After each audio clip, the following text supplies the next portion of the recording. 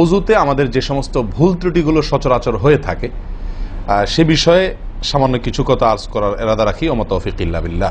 এই অজুর বিষয়ে আমাদের বেশ কিছু ত্রুটি, বেশ কিছু ভুল ভ্রান্তি হয়ে থাকে। অজুর যে ভুলগুলো হয়তো আপনিও করেন, আমরাও করছি প্রতিনিয়ত, কিন্তু জানি না। তো সেগুলো নিয়ে আমরা সংক্ষেপে আলোচনা করব।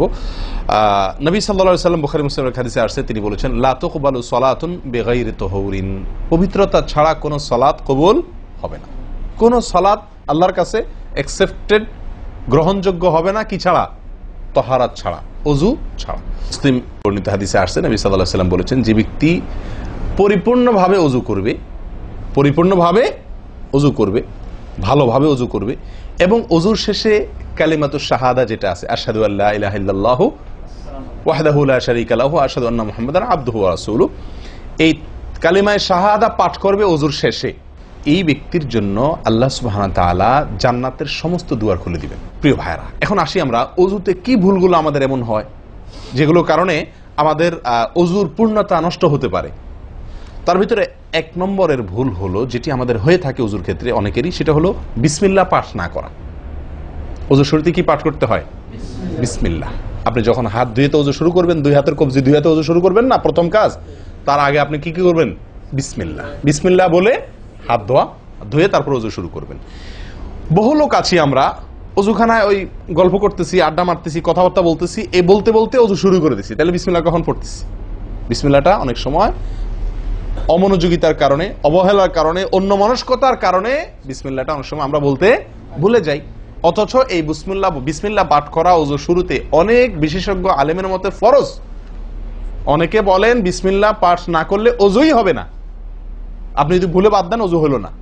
যদিও সংখ্যাগরিষ্ঠ ওলামাদের মতে এটা না, তাদের মতে বিসমিল্লাহ পাঠ করা এটা অজুর সুন্নাহ। এটা হলো অজুর কি? সুন্নাহ। এটা আপনি যদি বিসমিল্লাহ বলে যদি অজু শুরু করেন, তাহলে অজুটার ভিতরে পূর্ণাঙ্গতা আসলো। দ্বিতীয় যে ভুলটি হয় ভাই, 100-99 জনের বলবো, তার চেয়ে বেশি হতে পারে, হাজারের ভিতরে 10 জন মানুষের হয় কিনা আমার সন্দেহ আছে এই কাজটা সঠিকভাবে করতে পারি না। সেটা হলো অজুর সময় মিসওয়াক করা। অজুর সময় কি করা ভাই? মিসওয়াক করা। এটি এত গুরুত্বপূর্ণ সুন্নাত যে নবী সাল্লাল্লাহু আলাইহি ওয়াসাল্লাম বলেছেন, বুখারীর হাদিস, লাউলা আন আশুক্কা আলা উম্মতি লা আমারতুহুম বিসওয়াকি ইনদা কুল্লি ওযু। বুখারীর হাদিস। নবী সাল্লাল্লাহু আলাইহি ওয়াসাল্লাম বলেন, আমার উম্মতের জন্য যদি কঠিন না হতো, তাদের জন্য কষ্টের কারণ না হতো, তাহলে আমি তাদেরকে বাধ্যতামূলক করে দিতাম, ফরজ করে দিতাম কি? প্রত্যেক অজুর সময় মিসওয়াক করা। হাদিস থেকে, তার বক্তব্য থেকে বোঝা যায় যে অজুর সময় মিসওয়াকের গুরুত্ব তার কাছে কত বেশি ছিল।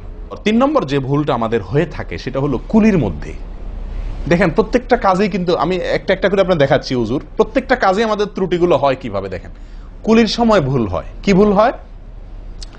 কুলিটা যেভাবে করার কথা সেভাবে আমরা করি না। হাদিসে কুলির বিষয়ের নির্দেশ এসছে, সেটাকে বলা হয়েছে মদমাদা। মদমাদা আরবি শব্দ, এটার বাংলা অর্থ হয় কুলি করা বা কুলকুচি করা বা কুলকুচা করা। এই কুলি বা কুলকুচা এটা হলো মুখের ভিতরে আপনি হাতের কষে করে পানি নিয়ে মুখে নাড়বেন, এরপরে ফেলবেন, আবার হাতে নিবেন, কিছু সময় নাড়বেন, 1 সেকেন্ড হোক 2 সেকেন্ড হোক, এরপরে ফেলবেন।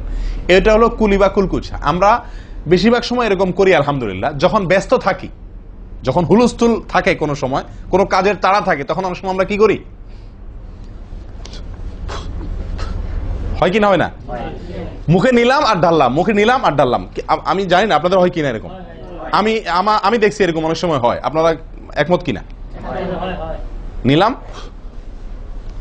মানে ব্যস্ততার কারণে, হয়তো জামাত শেষ হয়ে যাচ্ছে বা অন্য কোনো কারণ আছে, অথবা দেরিতে আসছি, তো তখন মুখের ভিতর নেওয়া আর ফেলাও, নেওয়াও আর ফেলাও, এতে কলি হবে না। নাম্বার 4, নাকে পানি দেওয়া। দেখেন একটা একটা করে দেখেন, প্রত্যেকটাতে ত্রুটি আছে। আল্লাহুল মুস্তাআন। নাকে পানি দেওয়া, নাকে পানি দেওয়ার যে নির্দেশ আসছে হাদিসে, এটাকে বলা হয় ইস্তেনশাক। ইস্তেনশাক শব্দের মূল অর্থ হলো পানি টানা, নাকে পানি টানা। আমরা নাকে পানি টানি না, দেইও না। একটা হলো দেওয়া, একটা হলো ছিটানো, আর একটা হলো টানা। টানা হলো এ ক্লাসের অজুতে নাকে পানি টানবেন, বি ক্লাসের অজুতে নাকে পানি দিবেন, থার্ড ক্লাসের অজুতে নাকে পানি ছিটাবেন। আমি কি বুঝাতে পারছি? তো আমরা বেশিরভাগ লোক থার্ড ক্লাসের উজু, সারা জীবন থার্ড ক্লাসের উজু করি। আপনি থার্ড ক্লাসের উজু করে আপনি জান্নাতে যাবেন? ফার্স্ট ক্লাসে থাকেও তো যাইতে কঠিন হয়ে যায়। আপনি থার্ড ক্লাসের উজু করে কিভাবে আপনি সালাতের ইয়ে খুলবেন, তালা খুলবেন, কিভাবে আপনি জান্নাতে যাবেন? অতএব ভাই, এই নাকে পানি দেওয়ার বিষয়ে সাবধান থাকতে হবে। দেখুন, নিয়ম হলো আপনি হাতের কোষে পানি নিয়ে নাকে ধরলেন, নাকে ধরে হালকা কি করবেন, টান দিবেন, হালকা টান দিবেন, হালকা টান। কারণ একটু জোরে টান হয়ে গেলে সেটা কি হয়ে যাবে, নাকের তালু তো উঠবে, আপনার কষ্টের কারণ হবে। শরীয়ত আপনাকে কষ্ট দিতে চায় না, শরীয়ত আপনাকে কষ্ট দিতে চায় না।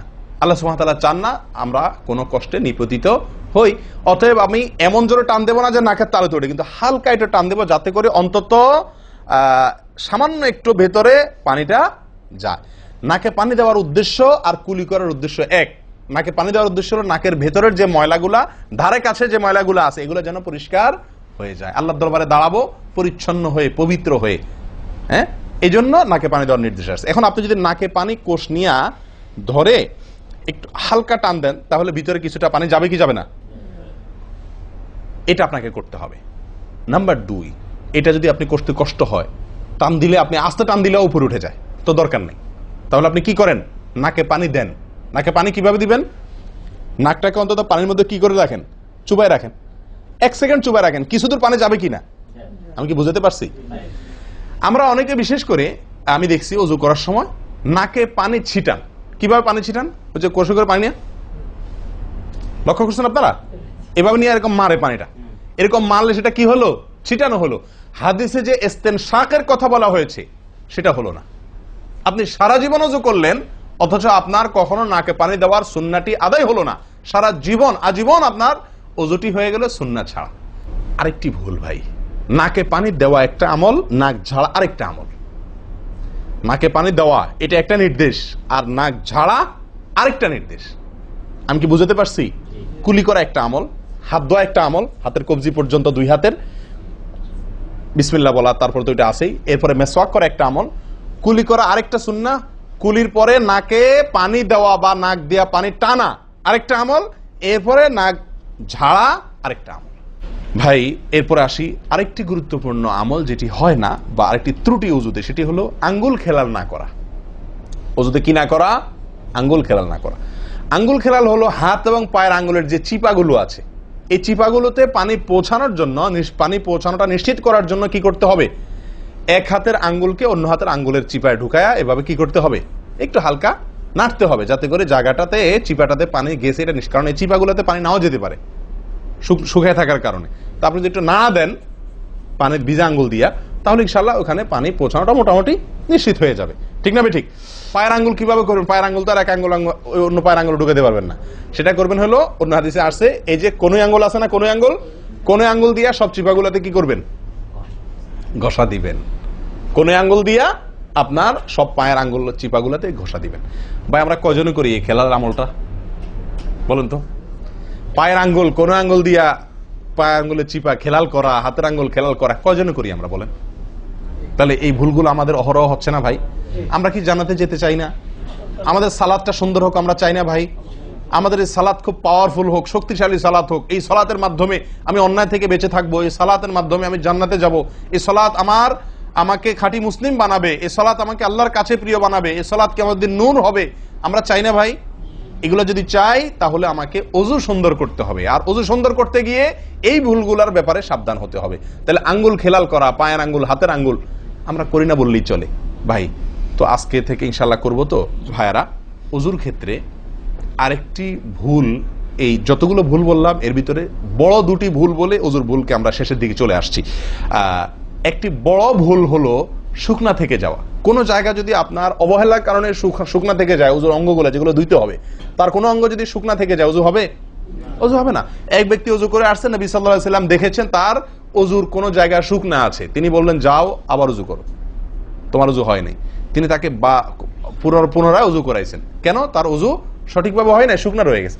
অনেক সময় দেখা যায় আমাদের অনেক ভাই ওযু করেন, ওযু করলে বেশ কিছু জায়গা, বিশেষ করে যে কোন জায়গাটা, এই জায়গাটা দেখা যায় শুকনা থাকে, এই যে কানের লতির এই যে জায়গাটা, এখানে দেখা যায় একটু কি থাকে, শুকনা থাকে, কপালের দিকে দেখা যায় শুকনা থাকে। এই জায়গাগুলো অনেক সময় দেখা যায়, বহু লোককে দেখা যায় ওযু করে আসছে, এখানে শুকনা, এখানে শুকনা, পায়ের গোড়ালি, গিরা, এই জায়গাগুলোতে শুকনা। কারণ হলো ওই যে অবহেলা করে অজু করছে, কোন রকম অজু করছে, অজুটা যেভাবে করা দরকার সেভাবে করে নাই। ভাই এই জিনিসটা আপনার লক্ষ্য করা দরকার, কি দরকার না? অজুই হবে না।